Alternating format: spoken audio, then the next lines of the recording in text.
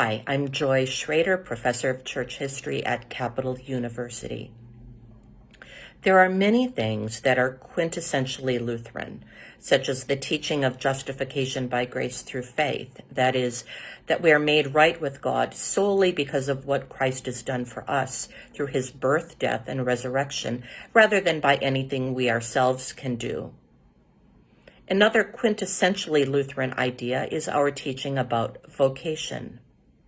Now, sometimes people use the term vocation to refer specifically to what someone does for employment, to earn a living. And you're familiar with vocational schools, VOTEC schools, where one learns a trade like how to become an electrician or a computer technician.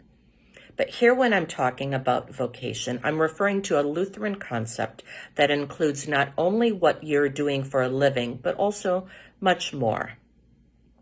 The term vocation means calling, and Lutherans understand this to be Christians' calling as children of God, caring for family and neighbors in our daily lives. In the early 1500s, on the eve of the Reformation, most people used the term vocation to describe the calling of priests, monks, and nuns, a life of celibacy and self-denial, and a specifically churchy occupation. This is what they thought it meant to be religious or spiritual. Now, throughout the centuries, the church had affirmed marriage and family life, but usually regarded this as a lesser calling, less holy than the vows of a monk or nun praying in the monastery, less holy than the work of a priest. Martin Luther is responsible for a radical shift in understanding of the holiness of daily occupations, care of neighbor, and nurture of our families. In Luther's words, quote, "Every person has a calling. While tending to it, God is served. A king is doing God's work when he is at pains to look after the welfare of his people.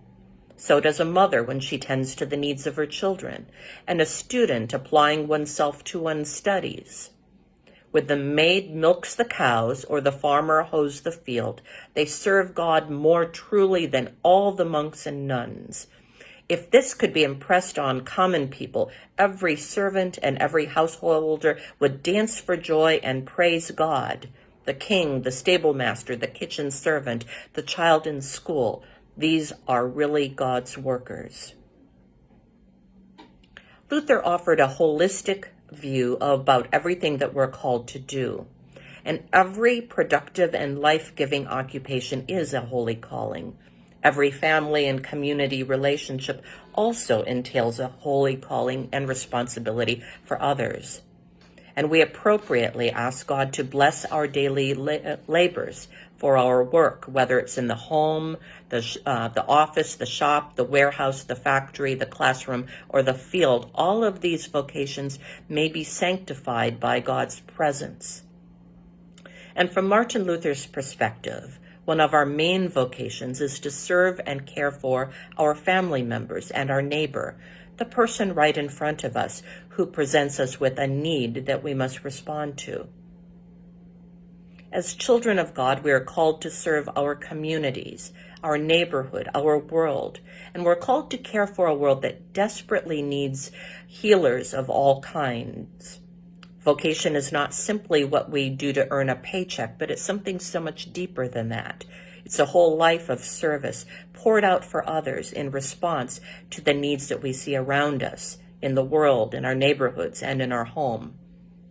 And when it is vocation, somehow it is in the giving of yourself that you discover yourself.